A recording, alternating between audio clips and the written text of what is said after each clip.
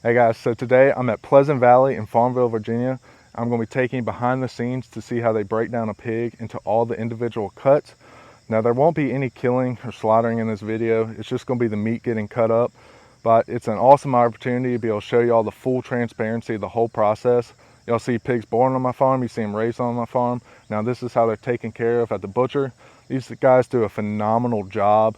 We're going to see their hard work, their craftsmanship, and to be able to get that amazing finished product at the end. So let's get in there, let's see how they do it. After the pig is slaughtered, it's skinned and then hung in the cooler to cool. The jowl is the piece that you see hanging down at the bottom of the pig. They had a great little conveyor system for getting the pig to the butcher table.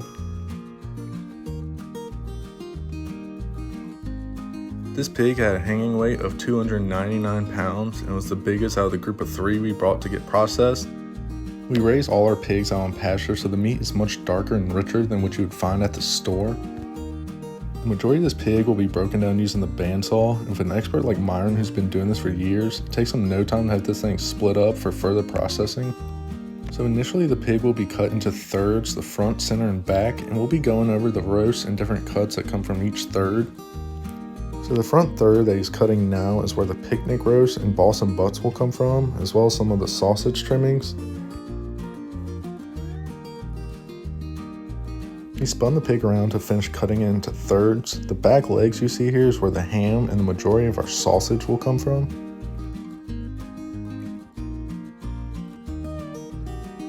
Now that he finished cutting it into thirds, he's going to split it in half. This is the center section, so this is where your bacon, your ribs, and your pork chops come from, as well as your tenderloin, which is like the sweet meat of a deer. So keep in mind that the ribs are beside both the bacon and the pork chops. The ribs beside the bacon are the St. Louis style cut, and the ribs beside the pork chops are the baby backs. He's going to split it in half, and on the left will be the bacon or the pork belly, and on the right will be the pork chops.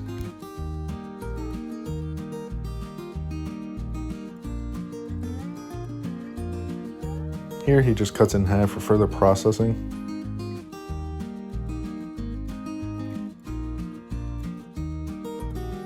This is our halves. On the left you have your pork chops, on the right you have your bacon.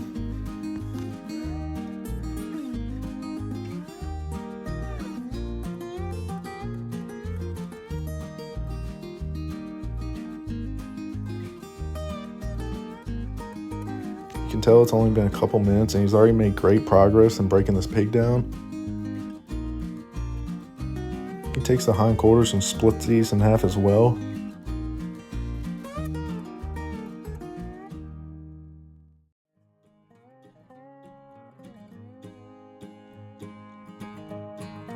This is the front third right here. It gets split in half.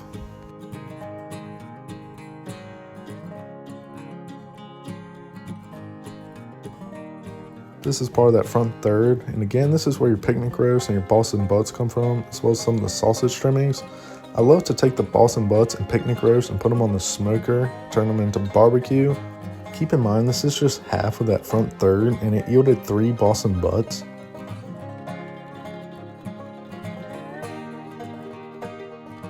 It's the smooth cuts like that where you can tell he's just been doing this for years. The remaining cuts will be ground into sausage, so none of the pig is going to waste. This is our half of that front third. Again, the lower part of the front leg is where the picnic roast lies. This is some more sausage trimmings.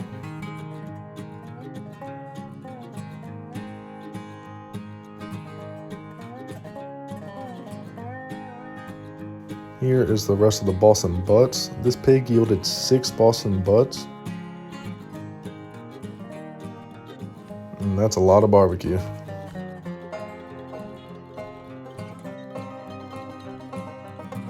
This is one of the hind legs, and the top part is where the majority of the sausage will come from. He just makes a few more cuts before it gets further processed by hand at one of the other tables.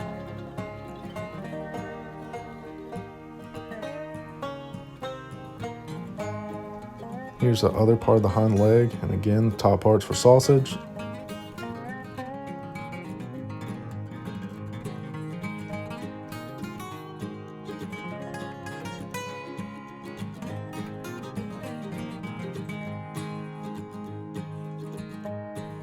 Now for the hams, these are cut into 2-inch slabs. This is the middle of that back leg. I have a whole video on how to cure and smoke one of these, so you can go check that out as well. Bottom part's going to be ground into sausage.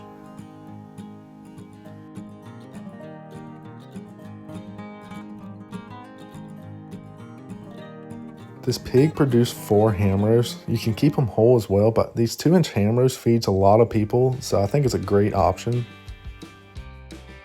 Here he's going to cut off the baby back ribs. These are beside the pork chops, so if you want baby back ribs, you will not be able to get bone-in pork chops because they are the same bone.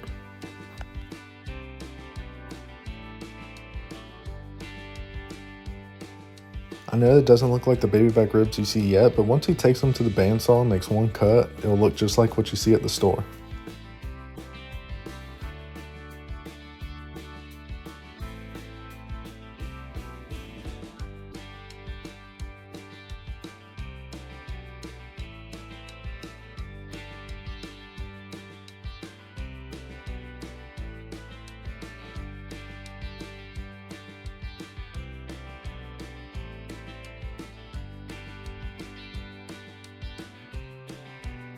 Now that they're on the bandsaw, he makes this one cut, and there's your baby back ribs.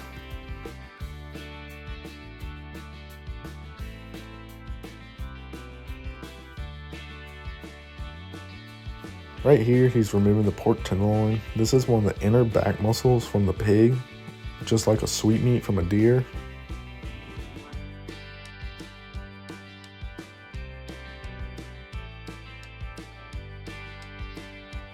Here he removes our pork tenderloin, so you get 2 from a whole pig. They are a leaner cut, but they're great for grilling or roasting in the oven.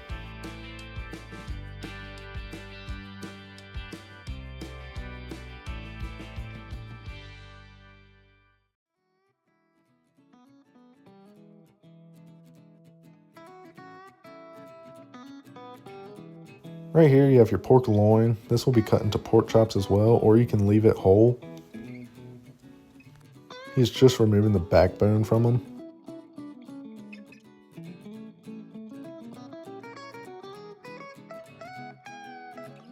Here's the bacon and the St. Louis style ribs. First thing he does is make a cut and pull off the leaf fat.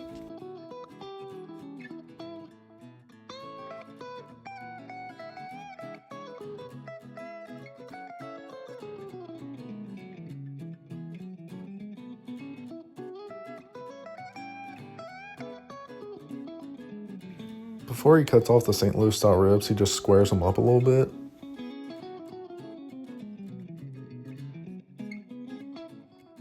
The ribs are beside the bacon, and they make sure you get all the bacon possible, and I love that.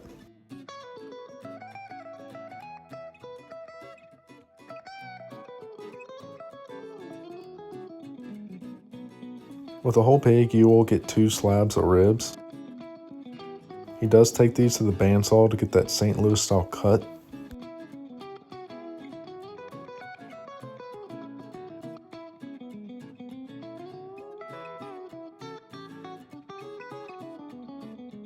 This is the other side where you get more St. Louis style ribs and bacon. It's important to have a sharp knife to make good clean cuts, and when I asked how often they sharpen their knives, they said multiple times a day.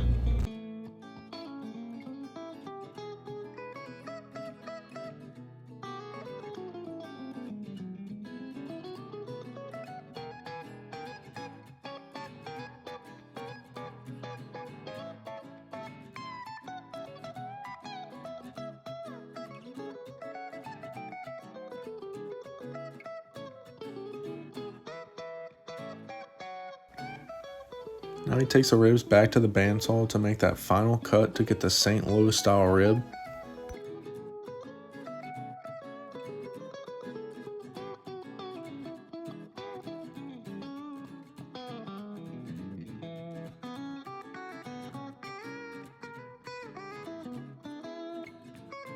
Here he is just removing some of the backbone from the Boston butt.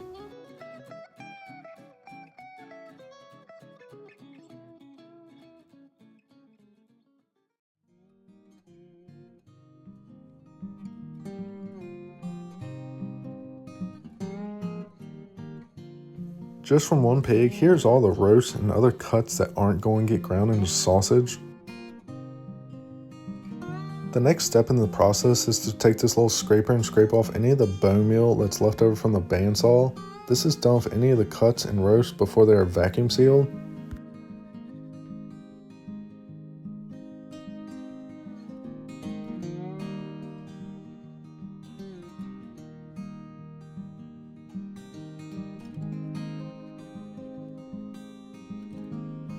They make any of the final trimmings necessary. I loved how thorough they were at this part of the process, making sure each cut and roast was done properly.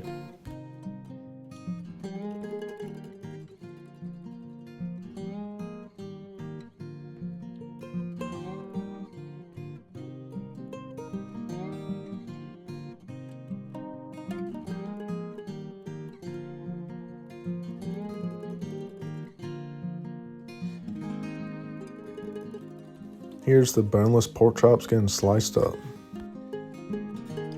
These are great for grilling as well as frying, and that fat cap at the top has amazing flavor.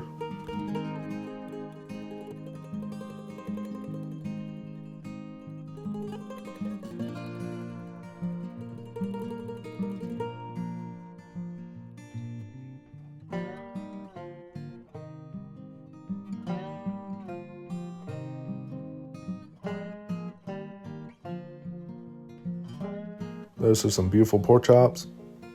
Now let's see how they do the bone-in pork chop. This is done at the bandsaw. This is personally my favorite cut from the pig. I season them with a sage sausage seasoning and grill them over charcoal, and they have incredible flavor.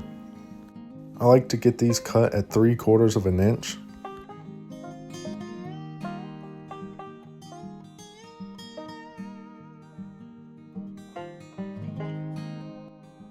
Here they just trim off a little bit of the fat cap.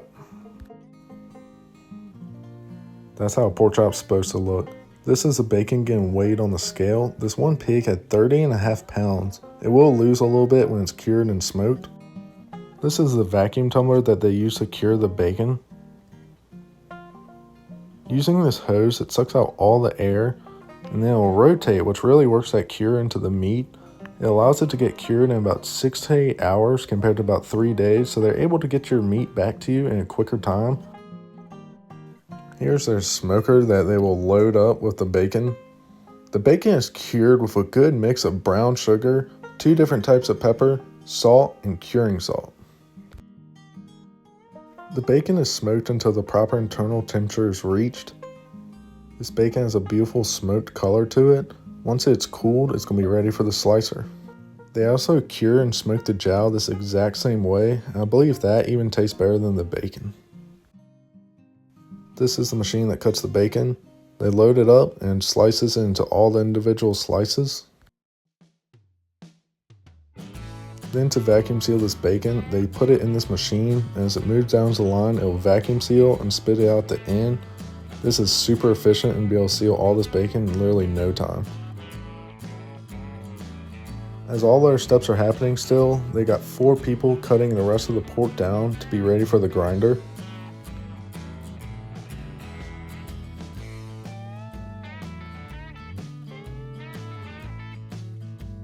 Once all the trimmings are collected, they get loaded into the grinder. It grinds it up. Now the ground pork is added to the mixer, will be seasoned into sausage. This was a hot link blend.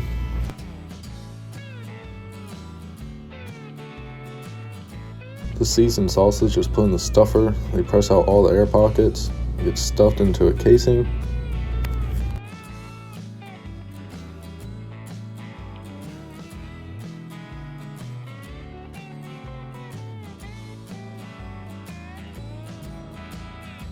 The hot links are then cut into about 2-foot long sections, and then they'll be rolled together to be packaged.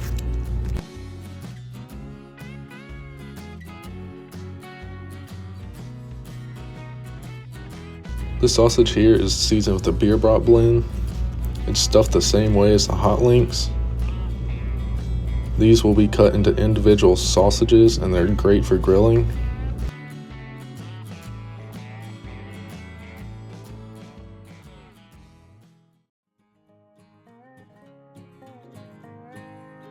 This was a cool device they had to cut this sausage link into the individual brats. For a 1 pound pack of sausage, you'll get about 4 or 5 of these brats.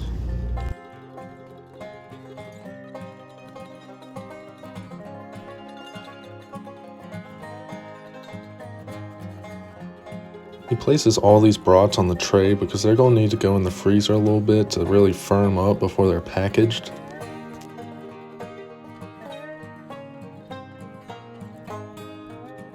This is the loose sausage. This was seasoned with a mild breakfast seasoning, and they're putting it into 1 pound increments. This will get vacuum sealed in the same machine that the bacon did.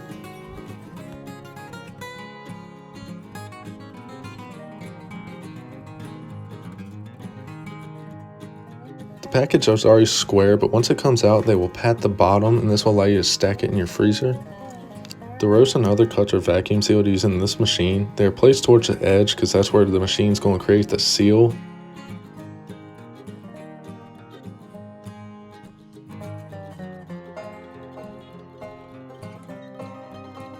This is the finished product with some of the roast. If it vacuum sealed like this, it'll be just as fresh as the day it was put in. This is exactly how you want your meat packaged when you fill your freezer. Well, we just got done with the processing. I tell you what, they worked super hard in there. They did not take one break. I mean, they're constantly moving. They have great attention to detail. They really took their time into cutting the meat. So if you're a farmer and you have animals that you're raising, take them to Pleasant Valley Meats. You will not be disappointed. If you don't raise animals, get a farmer to take one to Pleasant Valley for you. You can buy a whole or a half hog or beef. You can buy a quarter of beef as well, but get them to take it Pleasant Valley. Fill your freezer of good quality meat. You know exactly how it's getting taken care of, and you can't ask for any more than that. That finished product of that pasture pork, I cannot be more pleased with. We've taken it here to Pleasant Valley.